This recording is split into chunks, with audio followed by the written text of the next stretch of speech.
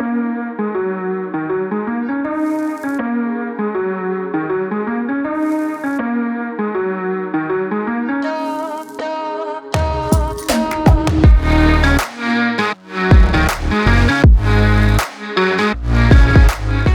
up, Minju with the way of BJJ. So huge honor for us today to come out to Surrey at Kaboom BJJ with Professor Kabir. Yeah, so we're here on a very special occasion because 10 years of success of this awesome academy, and they just did a huge renovation, as you can see. Brand new mats, nice and huge open spot. So we're here just to pick his brain and see what his way of BJJ is like. And I think we're all gonna learn a whole bunch of stuff today. So, Kabir, why don't you tell us a bit more about yourself, how you started BJJ, and your training experience and all the good stuff. Yeah, totally. So I've been training jiu-jitsu now for 16 years. Pretty much like every black belt in BC, I had my roots in Gracie Barra at one point. You'll hear that theme all over. And then for the last 10 years, I've been training with Rafael Lovato Jr., so I'm actually a black belt under Lovato Jr. directly. And we've had Kaboom here for 10 years, serving the Surrey, North Delta community. And yeah, man, just living the dream, trying to make jiu-jitsu reach as many people, make jiu-jitsu actually provide opportunities for people for like a career and everything like that. It's always been a big driving factor, only because I got told as a white belt that wasn't a realistic thing. So here we are. Yeah, nothing better to help you achieve your dreams by telling you that you can never do it. For sure. Yeah, so I think we need to be very clear here. Lovato Jr. He's a freaking legend. Yes. Yeah. So how did you get to start training with him? Yeah, so actually for a little while I was in Oregon at law school, started deciding, do I want to pursue law or jiu-jitsu? And I had a scholarship, so I figured let me just go there, try that out. And when I was down there, I ended up running like the university jiu-jitsu club, competing, and through competition, I started competing against Lovato brown belts down there. So just built sort of this nice relationship with those guys, and then, I came back, dropped out of law school, and then I went to a business event and sat beside one of the guys at that business event. And then later that year, I sort of switched my team, and he was one of the guys that was there. And he's like, you know what? Lovato's coming down to Seaside, Oregon for 10 days. You should come and just chill with us. We'll give you a house, a place to stay, everything you need. Just come see if it's an actual real-life fit, like personality-wise, jiu-jitsu-wise, all that stuff. And that was the start. And that was November 2012, right after Lovato just submitted like Karen Gracie with the Kimura at Metamora. So it was like super hype. I was like fanboying to meet him, you know what I mean? But it's been fantastic ever since. And now we're like as tight as can be, more than just like a random guy that I'm affiliated with. We have like a real solid relationship. It's been amazing. Wow, yeah, because that brings to a very important point, right? There are so many different academies and schools and affiliations out there, right? So because I think for a lot of people that's going to be watching our videos and everything, they might be thinking about starting jiu-jitsu. They might have not even started yet, right? So what do you feel like is the most important thing when it comes to like, choosing affiliations or choosing schools and all that, and what is like, how should somebody approach picking a school for them? Man, approach it like any relationship with a new human, right? You want to make sure that you feel like you're respected, that they actually care, that they have a true, genuine interest in you and your progress, right? You don't want to go somewhere where you're just like student 72 with your name here because no one will ever know it, You want to make sure that you feel included, that like not only is the instructor welcoming, but are the students here welcoming? And there's other stuff you look for, like on this mat, do I just see 18 to 25-year-old young men, or do I also see a 44-year-old businessman, a 50-year-old woman, a 19-year-old, maybe not super athlete? Because a lot of those things will tell you a lot about the culture of the club. And really, like, you can get good at jiu-jitsu anywhere, but you want somewhere that's going to be supporting you, not just that top 5% of the club. You can see that happen a lot. So that's like the number one thing. Like, treat it like you're going out on first dates. All the red flags are the same red flags, It's this human interaction. Mm-hmm. Yeah, so jiu-jitsu is just really a slice of life, right? So, and I mean, he's not just doing lip service, because I was here. I just watched a class. Like, Professor Kabir, they had like 30 people here. He knew every single person's name. Like easy, all right? And then the class that we're running, super structured. You can really tell that he cares about the development of his students, all right? So which means that what kind of is your philosophy behind like structuring like curriculums for beginners, for advanced students, and what do you feel like makes a good curriculum? Because I think one of the challenges is that in the same class you're going to have people who's more experienced and people who's less experienced. So how do you cater to different skill levels and experience levels? Yeah, so my approach to that, so two things. One is I don't really believe there's actually advanced jiu-jitsu. It's just the advanced players never fail to do the basics. They just always do the basic thing at the right time with the right reaction in the right situation. So there's always so much value to keep pouring that on. Because, man, I didn't get sick at a cross choke until I'd been training for 12 years, and I already thought I was good at cross chokes from the mount. I just needed exposure. I needed more time to sort of drill and play with it. So that's like a side rant. Will I split the class and do like deep dive units on open guards and whatever? Yeah, but it's like 4 to 6 times a year we split off. But the remainder, it's all the basics, like really needing that. And when it comes to like the basics, I'm not talking about just like the basic moves, but also like the core concepts, like how do you actually pin a person? What does that look like? Not just talking about using individual tools, but ideas. But also like when it comes to moves, like I teach the things that are probable, not possible. There's a lot of jiu-jitsu moves you can do that like, oh, that could work if your guy's having a nap. You know what I mean? Or they don't know how to defend their back. But I want to show you the things that work when the guy is defending well. And I hate saying guy, when the person is defending well. When they're doing the right thing, when they're reacting, when they're actually able to eat a little bit of that pressure, all those things matter. So for me, I try and focus it on those type of things, but a lot of alive time. And what I mean by that, like in an average class, I'll try and get, your basic situational first point sparring. That stuff's easy, super common. Does it really build skill? Not really, because you just abandon what you learned that day and go back to your A game. So for example, today you saw I'll do what I call escalating sparring, where everyone's goals, they start at a very narrow focus, and then, okay, now the top guy get new win conditions. Bottom guy get new win conditions. Stack, stack, stack till it's open sparring again. And I find just being more thoughtful in my practice structure helps people learn better, right? I need to put them in situations where they don't win every time, they don't lose every time, they win 6 out of 10, and then we make it harder for them. And how can I sort of ramp that up? And truthfully, jiu-jitsu teaching methodology sort of sucks. So I just look at wrestling, judo, all these sports that have a century of support behind them and all their things. And that's what you see so much. And I'm really big on not keeping it playful, hen or heron style, but really you need to fail as much as possible in a session. Otherwise, you're wasting that session. Because I could come to class every day and just knee cut and then pin people in side control and mount and have no negative experiences, but no positive experiences as a result, right? I wouldn't learn anything. I encourage my students to fail as much as possible because it's just about collecting data. And that's a big part of my mindset too. Everything is just data collection. You're just trying to get more awareness, see more of the things that happen so you can calibrate and figure out your game rather than just trying to approach jiu-jitsu slaughtering unicorns where you always fall into this perfect situation. We need all that sort of chaos and all the wrong outcomes so you can actually figure out how to be a good top player or be a good passer or be a good guard player, Because all the best guys do the basic things, but they're so good at all of the gray area around those moves. You can only train that through hyper-specific training, I think. And then full rolling is fun. That's where you just have fun. In my class, I secretly do no open sparring. It's only situationals and specific. If you want to just roll for fun, that's open mat time. But that 1 hour is skill development only. Wow, there's actually so much unpack in that. So if you really have to actually encourage you to rewind and listen to that again because that was a masterclass, really. So, but I'm gonna try to ask a couple more questions and to distill that down into something that's gonna be even more helpful for somebody who's starting out. All right. So because again, there's so much information you just gave us there.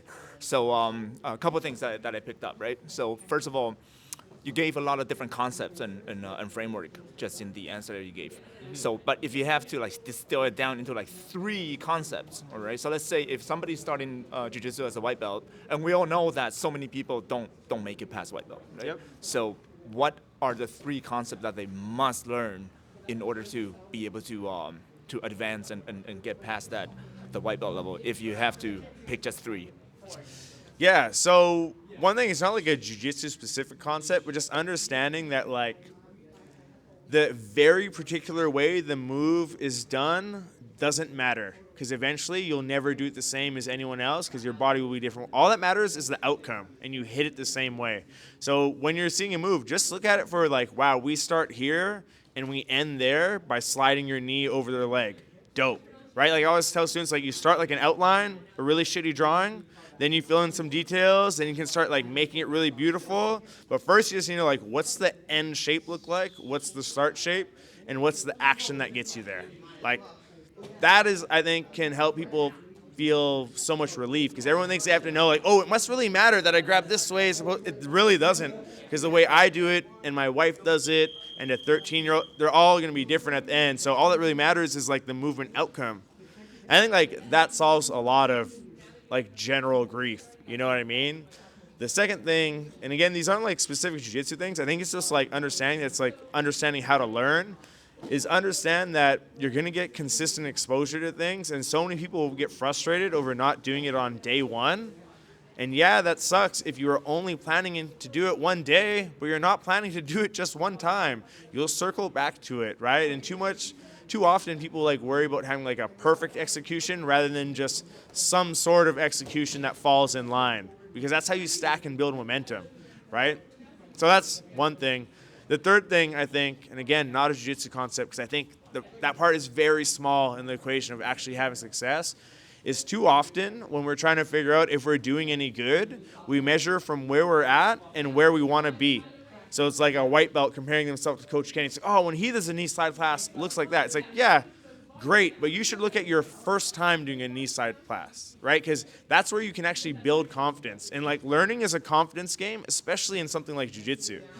So those are some of my things, like measure backwards. Think of like where you were, because everyone else in the room, you have zero things in common with. You could pretend you do, but nothing is actually comparable. You could be the same height, weight, athleticism, but that guy just did 16 hours of like youth suicide counseling and his mood is this way. And this person just did nothing all day except watch YouTube. Whatever, it's all like, you can't compare it. You know, it's just only comparison tool can be you. And those would be like my top three things. Of course, none of them are jiu-jitsu techniques, but again, I think that part is overrated. Wow. Yeah, for sure. You know, totally agree with you. So the follow-up question then, all right, because you did talk about a lot of couple things. Well, first, you did talk about data collection, right? It's about collecting data when you're going through the process of learning jiu-jitsu. That's number one. Then number two is comparing yourself to when you first started, so you can kind of look at how your own progress is like, right? So what is the best way to keep track and organize all of that stuff, you know, right now? Because again, that's kind of an intangible, right? You know, so. Yep. Perfect. So what I did for the first 4.5 years of training is I had a training log on a website, sharedog.net, the forum's there. I used to be on there every day. As soon as I finished class, I'm just mind dumping out what happened in class. This was the warm-up. This was the move. This is what sparring was like. This is what sucked in sparring. This was what was good in sparring. And full disclosure, I never read that again in my life, but the process of getting my thoughts out, forcing myself to reflect on the training session that happened, trying to learn how to describe things so that things are then easier for me to understand the next time.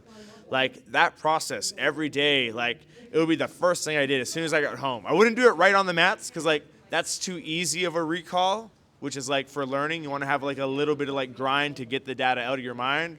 So as soon as I got home, first thing, just type it out. How do I do with this person? Every tournament, every match, I try to write down whatever I could. And it's not like I'm getting super great, you know, data like in detail, but I'm learning the skill of reflecting and looking at my things. And then over time, of course, when you start filming your training and stuff like that, there's a whole different set of approaches and tools. But I think the number one thing you can do is make a training log and just type it out, write it out, whatever you got to do. Get stuff out of your head too, because then you don't stay up all night in bed being like, wow, what happened to me in jiu-jitsu? I got slaughtered and it was awful. You already wrote about it. You already put it out. And usually when you write stuff, you're way less emotional and you're way more logical and reflective. So you actually get a much better idea of what training was like, what you worked on. Number one tool I suggest is some sort of training log. Yeah, cool. So do you how many of your students do you think are actually doing a training log right now? Probably not enough. You know, everyone should, at least for some point. I know like some guys, you know, they'll reflect or whatever, but maybe I encourage a different tool. Let's get video going. Or, like now, because of how connected you can be with everyone, like let's all be in this Discord chat group. Hit me with questions. Like use me to close those loops in your mind as fast as we can. So like, just different resources. I wish more would do it, but I think like at least me telling you that that's the value. But now they know how to watch their own film. They know like, oh, when I watch a match of mine, I'm looking for these certain things, and like how can I extract value rather than just like I watched a match and I got murdered. Neat. I think I need to stop that thing. So like whatever their way is of reflection, I'll tell them how to do it best, but they have to find their own way. For me, I'm like a writing guy, so writing was very natural. Other people, like, we have a bunch of tripods here, so if you want to set up a camera and train your thing or watch your training, you can do that. In May, I'm getting like weird AI cameras installed that'll pull all of Tuna's rounds and he can watch them on a portal at the end of the week. Stuff like that, because I really think that study, like, that's how you close the gap super fast. Wow, that's awesome. That is very awesome. So man, there's another question that I was gonna ask. Yeah, but yeah. Oh yeah, here we go. So this is a question, because again, our channel and our project is called Way of BJJ, right? So how would you describe your Way of BJJ? The friendliest drowning possible. My goal when we roll is like, it sounds crappy, like I'm not a super submission guy, but I love breaking a will. I'd rather like someone be tired and broken down. So on guard, I'm a super dynamic guy, off balance forever.